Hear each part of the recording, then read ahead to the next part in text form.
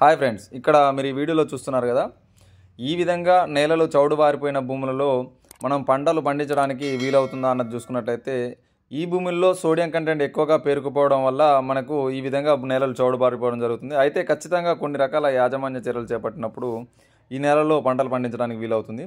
ఇక్కడ water store అయ్యి sodium content పేరుకుపోయింది కాబట్టి ఇక్కడ న్యూట్రియంట్ మినరలైజేషన్ జరిగినప్పుడు దీంట్లో ఎక్కువగా ఉన్న మినరల్స్ అనేవి భూమిలో కలిసిపోవడం జరుగుతుంది.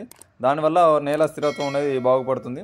దీంట్లో మనం పంటలు పండించాలనుకున్నప్పుడు వీలైనప్పుడు ఖచ్చితంగా మనకు ఎలగడ అంటే మనకు మెట్ట భూమిలో కల్టివేటర్తో దున్నుకోవాల్సి ఉంటుంది. ఆ తర్వాత మనం బ్యాక్టీరియాస్ వాడడం వల్ల లేదంటే జీవామృతం వాడడం వల్ల ఆవు మూత్రంలోని లేదంటే బ్యాక్టీరియాస్ కూడా ఈ యొక్క చౌడుని విరగొట్టడం జరుగుతుంది. మొదటి దఫాగా ఎరువులు వేసుకునేటప్పుడు ఎట్టి పరిస్థితుల్లో కూడా సాల్ట్ ఎరువులు వేసుకోకుండా సింగిల్ సూపర్ ఫాస్ఫేట్ లాంటి సూటి ఎరువులు వేసుకోవడం వల్ల కూడా చాలా ఉపయోగం ఉంటుంది.